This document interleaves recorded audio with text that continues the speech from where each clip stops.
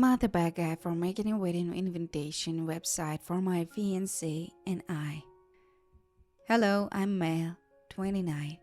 I'm getting married to my fiancé soon. She is Korean and originally came to my current country as a student, and I grew up in Korea, but my family moved here when I was 15. We met in school and both did similar degrees, which shared a lot of courses. I decided to make a wedding invitation website and put a lot of effort to make it special. I'm a front end web developer these days, so I wanted to make something nice. Since I was the one who proposed, I wrote a small story about how we met and key events in our relationship and wanted to write it in a humorous way. This was for a Korean audience since most of our family is Korean and our wedding will be held in Korea. So the form of humor is a little self-deprecating and the story talks about things that Korean elders value like education, etc.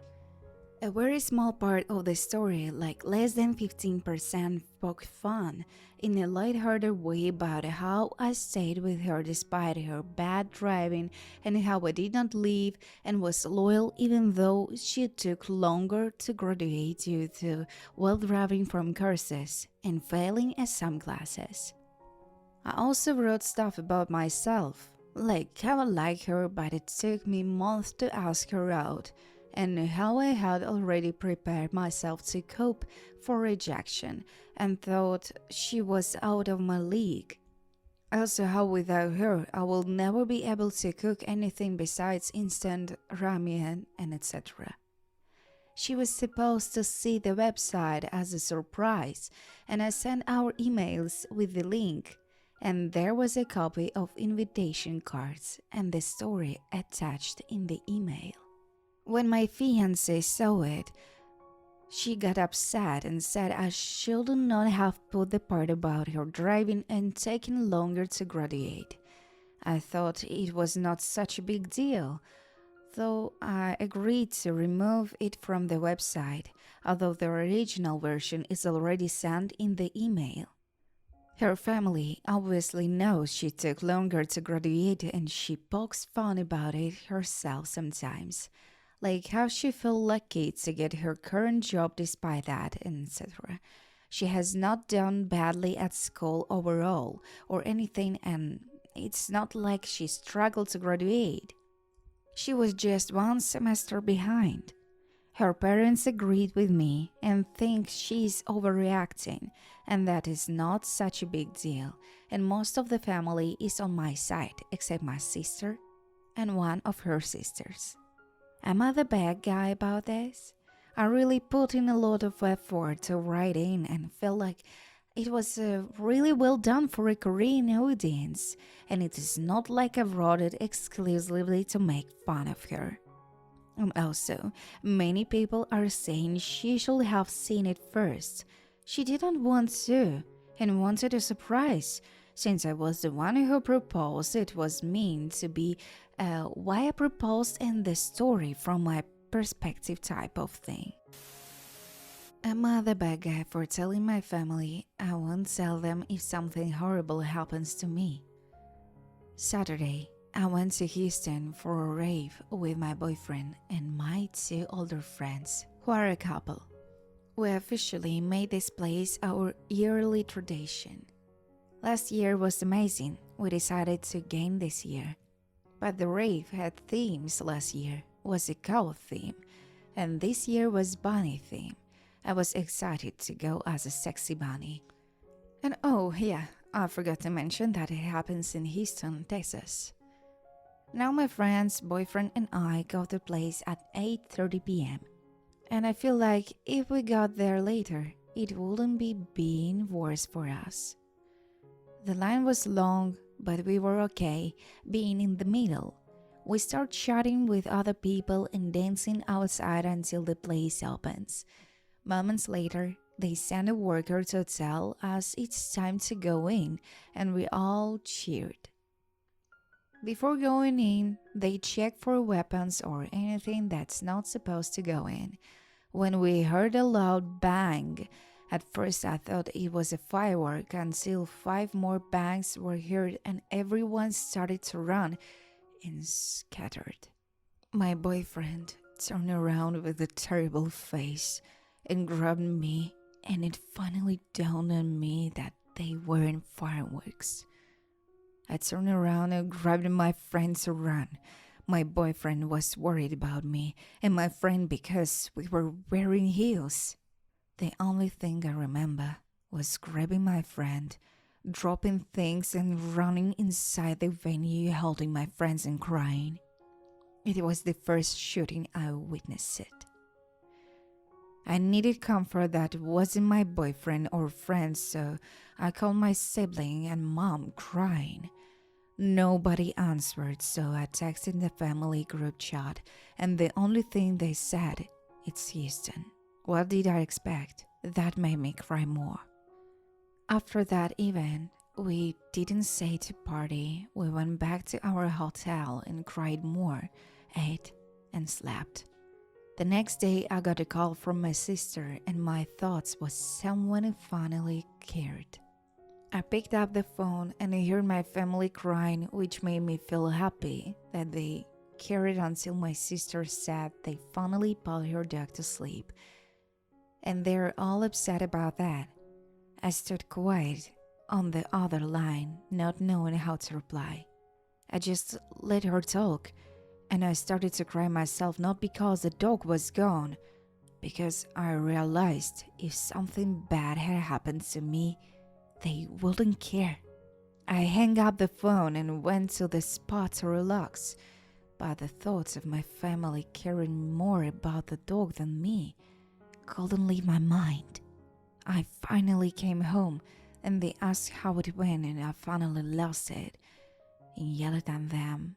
Why wouldn't they care? And if there was a horrible situation, they will never know because I wouldn't tell them, because apparently other things are more important than me. My sister called me an insensitive bad guy, and I'm still standing there, alive, unlike her dog. I got more upset and stormed to my room. Now my family thinks I'm overreacting and a bad guy for not being more considerate to my sister's feelings. So, am I the bad guy? So, before anybody see my comment about my hide brother being the only one to care and point out that they thought my whole family didn't care, my brother and I grew up together. He always was protective of me, and he doesn't look at our family group chat for this reason, because they have done the same to him expects from me. I wasn't in the family group chat for years because I was a unliked sibling, because in their words I was a brat. Am I the bad guy for telling my husband he cannot tell me what to do? For some background, my husband and I live in the USA, Midwest area. I'm a foreigner, live in the US for 10 years. My husband is American. We've been married 2 years, together for 4 years, and just had a baby 2 weeks ago. The baby part is important because it's a part of our argument. Today, while my husband and baby were napping, I went to a grocery store. We needed a few things, and I wanted to go outside, have some away from the baby time. Few months into pregnancy, I got a bad brain fog, and it's not really gone. Physically, things are also still healing, and with the interrupted sleep, it's both my brain and body that are slow. I try to compensate and have a coping strategies like a shopping list, going to a specific cashier, and etc. Either way, I got to a conveyor belt and started to put my shopping out while also double checking it against my shopping list. While I started to unload, some guy suddenly stood super close to me and pushed my cart lightly. I looked at him, said, "Excuse me?" and continued on my task. When I put the divider between our shopping, he grabbed it and pushed it so my fruits and vegetables got squished together. Then he started to pile his shopping on while keeping to push my things forward. So I said, "Do you mind not squishing my food?" The guy angrily yelled at me to moving up and called me a fat witch.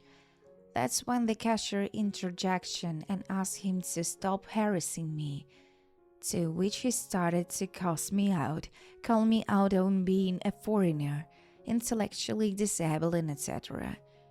I yelled back for him to shut up and that he's not the only person in the store. The manager was called and the guy was moved to a different checkout. When leaving, he once again yelled at me and then followed me out of the store, cussing me out.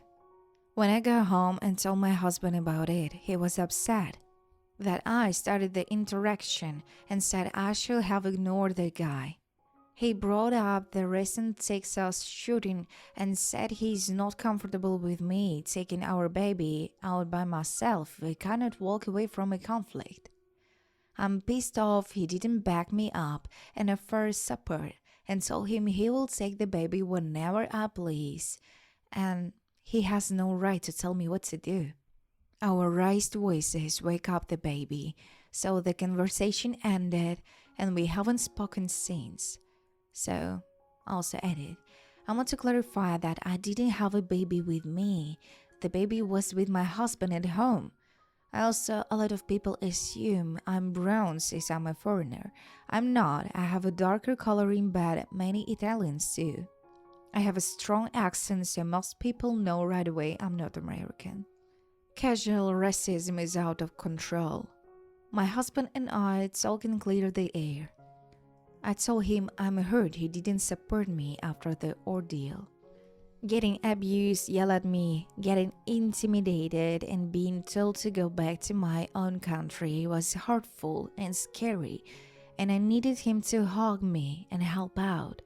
He explained that he's been watching a lot of news and he's scared for our family, especially since he knows I'm not the one to walk away from a fight. He apologized for saying I'm not allowed to take the baby out with me and said I have obviously the same right to take the baby out as he does. We will also call the store about what happened to get an apology. But I'm not sure that I will continue shopping there. For those of you who are concerned about me driving with a brain fog, I actually walked to the store since the weather was nice, and it's just a 10 minutes walk in a very walkable area. I had a fairly simple birth and my doula recommended walking to help proper healing. So, I'm waiting for your comments below. Am I the bad guy for having a shrine in my bedroom? Hello, I'm a female 21. I got into a coma after a car accident when I was 18. I spent a year in that coma and then spent the next year doing all sorts of therapy to regain my faculties. I am obviously eternally grateful to the doctors and nurses and therapists who saved me. I have regained most of my faculties besides writing. My inability to write hasn't caused many issues. I used to be an atheist, but after my experiences, I decided there has to be a God out there who saved me when my family was told I wasn't going to make it. Once I was able to move around independently, I decided to start shopping around. I lived at my grandma's house when I was discharged from the rehab facility, and I used to copy out her Bible to practice writing. She was raised Catholic, but grew distant from her faith. When I was in the coma, she became extremely devout and prayed for my health constantly. When she learned that I was interested in religion, she invited me to her church, and I've been enjoying it. And I've since started dating my boyfriend Ethan, who is a regular at the church. Rehab has been hard, and my faith have been a source of comfort for me.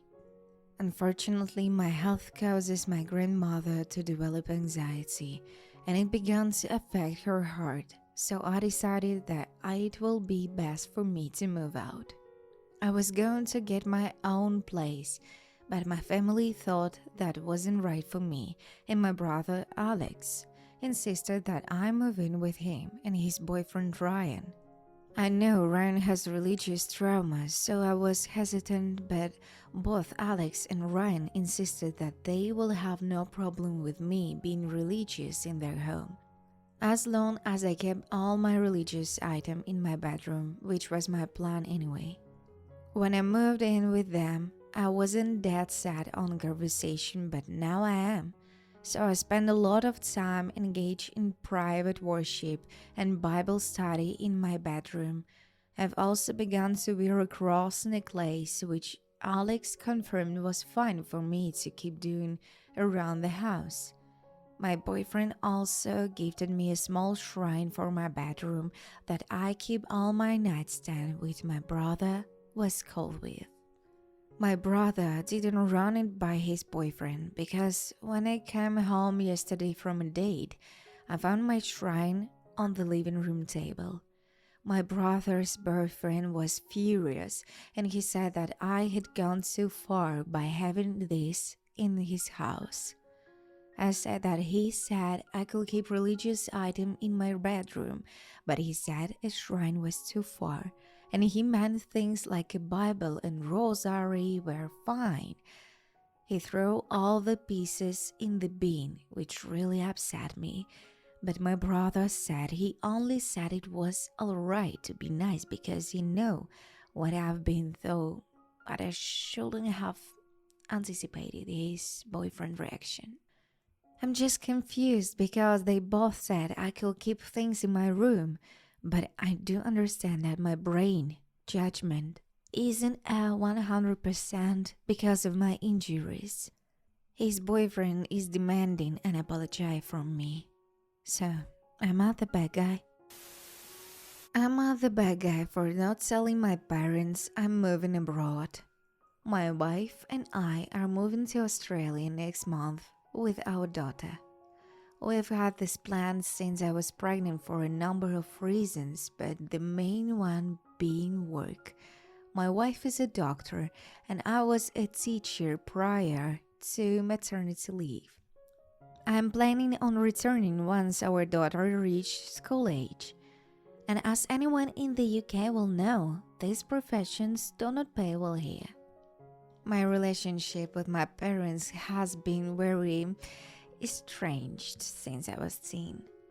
They were initially very homophobic to me when I came out to them, and they have always celebrated my siblings' achievements over mine. They tend to make homophobic and borderline racist. Since my wife is black, jokes about us and my mom in particular used to spread rumors about me with her friends when I left for uni, saying that I went off the rails. She regrets how she raised me. She prefers my siblings over me. They were guests at our wedding, but had no role in the party at all. I chose my siblings to do the traditional parent roles, which made them pretty mad. When we started IVF, they were neutral about the situation, but I later found from my sister that they disagreed with it and thought it was morally wrong. When my daughter was born, they reached out to patch things up, and I decided to give them a second chance. I still don't see them often, but when I'm in the town, I will stay with them. I attend family events and regularly update them on my daughter. When we first started planning the move, I told all my siblings and friends, but decided against telling my parents until everything was confirmed. I thought they would criticize me, and I don't want them to ruin our happy new family life. Well, last week our rental agreement went through, so we are all set to move. I dropped into my parents' place to let them know, and basically, she'd hit the phone. They're disappointed and devastated that they won't get to see their granddaughters grow up, and in my dad words, they have given me nothing but love, and I've rejected it. No matter how much they beg, the move is going ahead, but now them and various aunts and uncles are making me start to think I'm a witch for not telling them immediately of the plans. Can somebody with an unbiased opinion tell me honestly, am I the bad guy?